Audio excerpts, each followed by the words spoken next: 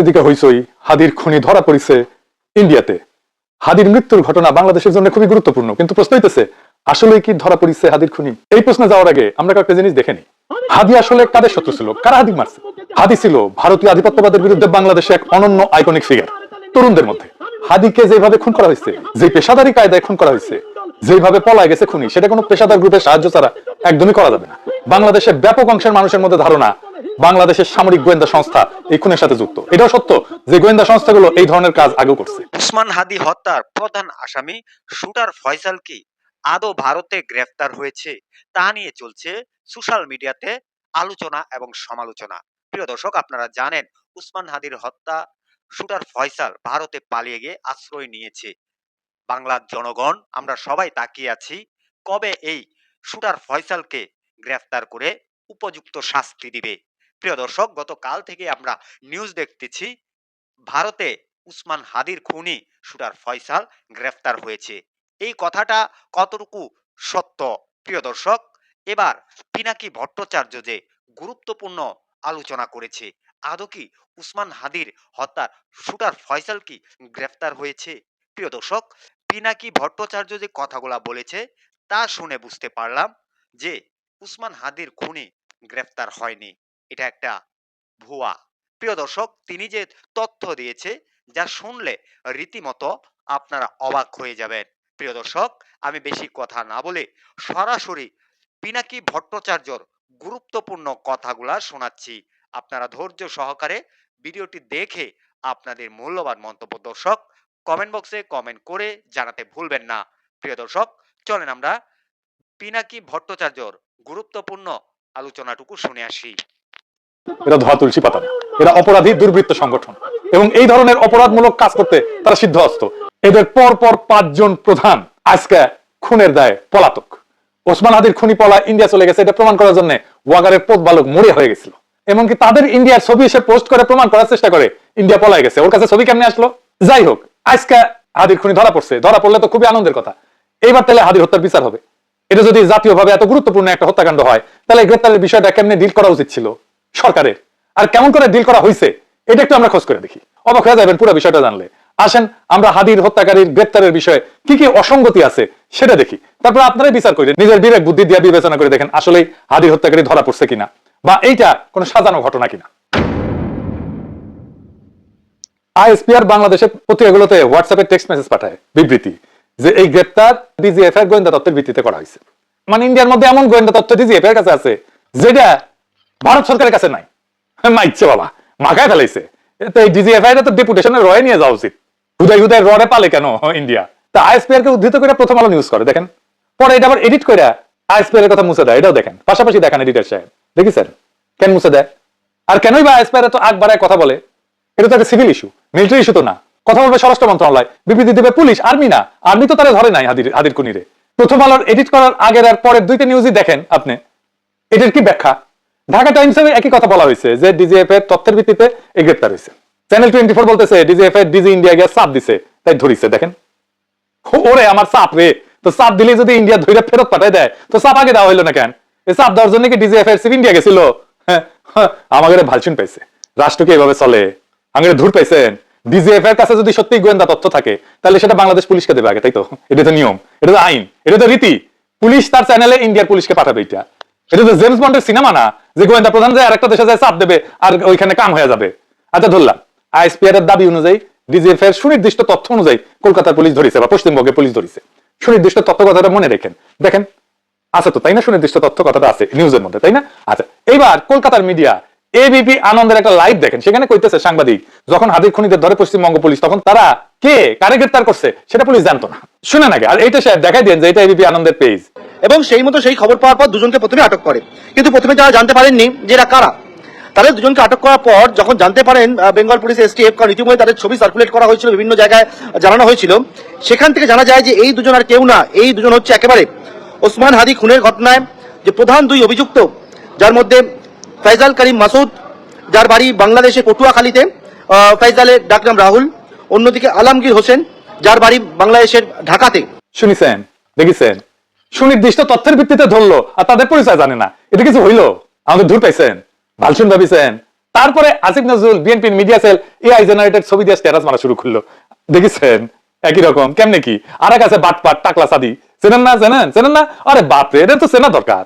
এটা বিশাল বিশাল জ্ঞানী ব্রেনটি মানুষ আর কি, পুরাই নলেজ আর কি, বুঝছাও? হুই এত বড় বাটপার, আন্তর্জাতিক মানের বাটপার। ও প্রতারণার দায় গ্রেফতার হয়েছিল, জালিয়াতির দায়, বিএনপি নেতা। এই বাটপার খালেদা জিয়ার উপদেষ্টা ছিল, মানে ক্যাঙ্কা মানুষকে উপদেষ্টা বানাইছিল 2015 সালে। সে আমেরিকার 6 জন কংগ্রেসম্যানের স্বাক্ষর জাল করিয়া একটা বিবৃতি তৈরি করে, সে বিবৃতি আবার গণমাধ্যমে পাঠায়। ধরা পড়ার পরে চারিদিকে সিসি ওঠে, খালেদা জিয়া এটা জানাপত্র সংবাদ সম্মেলন করে বাটপারকে বিএনপি থেকে বহিষ্কার করে। দুনিয়ার সকল কুচি বুড়া শিক্ষিত শিক্ষানবিশ সকল বাটপার বিএনপির ছায়াতলে জড়ো হইতেছে। আলহামদুলিল্লাহ, হ্যাঁ, ঘন হয়ে আসেন সকলে, জড়ো হয়ে আসেন সকলে। হাসিনার মতো আরেক ফাঁসিবাদ কায়েম করতে সকল বাটপার বিএনপিতে যোগ দিন, দেরি করলে লেট হয়ে যাবে। বাটপার সাথে তার টাকলা নাম দিছে নাকি? তুই বিশ্ব বাটপার, তোরে কে টাকলা নাম দিছে? তুই তো এক্সপোর্ট কোয়ালিটির বাটপার, তাই এক্সপোর্ট করেছি তোরে। আমি দেশের পিল্লে একটা ইনস্টিটিউট করবো, বাটপার সাদি ইনস্টিটিউট অফ ক্রিটিক্যাল বাটপারি। তোরে আমি ওই ইনস্টিটিউটে ডিল বানাবো, ডিন।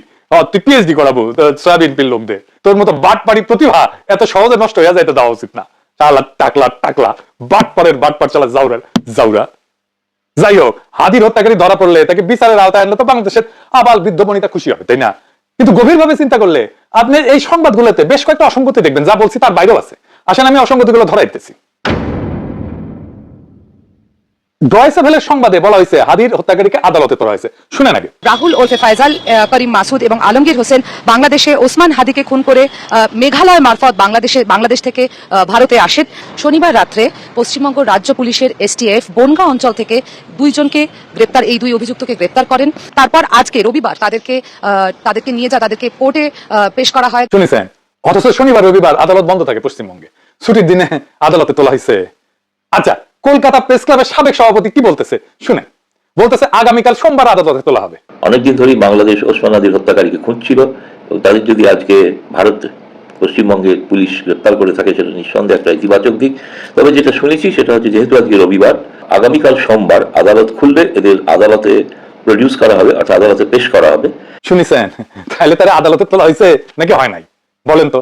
বাংলা মিডিয়া তো তার রিমান্ড মঞ্জুরের খবর চাপিছে, দেখেছেন? কি কইবেন? এবার আসেন পরের অসঙ্গতি। পশ্চিমবঙ্গ পুলিশের একটা ওয়েবসাইট আছে, তাদের সব নিউজ প্রেস রিলিজ এখানে আসে, সেই সাইটে কিন্তু গ্রেপ্তারের খবর নাই। আসেন এর পরের অসঙ্গতি ধরি। কলকাতা পুলিশের প্রেস রিলিজ হিসেবে এই কাগজটা প্রচারিত হয়েছে। এটা কোনো প্যাড নাই, কারো সিগনেচার আছে, সিগনেচার নাই, কারো নাম আছে, নাম নাই। এমন একটা কাগজ তো যে কেউ বানাইতে পারে, তাই না? প্রিন্ট করে নিতে পারে, আমি আপনি সবাই পারে। তো তাইলে এটাকে কেন ধরে নিতে হবে যে এটা কলকাতা পুলিশ পাঠাইছে? মানে আপনি যে এটা যে কলকাতা পুলিশটা বলবেন যে আপনি এটা পাঠাইছেন, তার তো একটা নাম থাকবে, তাই না? ভেরিফাইবল হইতে হবে তো একটা এভিডেন্স, তাই না? এটা ভেরিফাইবল এভিডেন্স। আচ্ছা, এর পরের অসঙ্গতি আসেন। প্রথম এই নিউজটা আসে এএনআই থেকে, আমি সেটা শেয়ারও দিছি ফেসবুকে। এই এএনআই হইতেছে বিজেপির একটা স্বীকৃত প্রোপাগান্ডা মিডিয়া। আপনি দেখেন এটা নিয়ে প্রচুর নিউজ আছে ইউরোপ আমেরিকায়। এই এএনআই কেন এটা দিল? এরপরে অসঙ্গতি আসেন। কোন মিডিয়া কলকাতা পুলিশের কোন মুখপাত্র সূত্রে কিছু বলছে? বলেনি। কলকাতা পুলিশের কোন দায়িত্বশীল এই মর্মে কথা বলছে? বলেনি। তাইলে সবাই হুদাই লাপাইতেছে কেন? আচ্ছা, এই যে এনডিটিভি এই সংক্রান্ত তার নিউজে নিচে একটা ডিসক্লেমার দিছে, তারা বলছে এটা একটা সিন্ডিকেটেড নিউজ। দেখেছেন? দেখেন কেন এই ঘটনাকে সিন্ডিকেটেড নিউজ বানাইতে হলো। সিন্ডিকেটেড নিউজ মানে ন্যারেটিভ তৈরি করার জন্য ব্যবহার করা হয়। আপনারা দেখছেন না, একই খবর অনেক মিডিয়া ছড়াইতেছে, একই টাইটেলে, একই কন্টেন্ট। এটা হইতেছে সিন্ডিকেটেড নিউজ। রাষ্ট্র যখন সত্য বলার বদলে গল্প বানায়, তখন অসঙ্গতি হয়ে যায় সবচেয়ে বড় প্রমাণ। এটা মানে বুঝলেন না? আচ্ছা শোনেন, ধরেন একটা ঘটনা যদি সত্যি হয়, তখন সাধারণত তথ্যগুলো পরস্পরের সাথে মিলে যায়।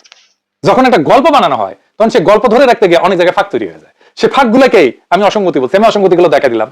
সত্যিকারের ঘটনার বৈশিষ্ট্য হইতেছে, যদি ঘটনা সত্যি হয় তাহলে সাধারণত দেখা যায় বিভিন্ন সূত্রের তথ্য প্রায় একই থাকে, টাইমলাইন পরিষ্কার থাকে, সরকারি বিবৃতি, পুলিশ, মিডিয়া সব জায়গায় একই কথা থাকে, ডকুমেন্ট বলেন, প্রেস রিলিজ বলেন, আদালত বলেন, সবকিছু স্বাভাবিক নিয়মে হয়।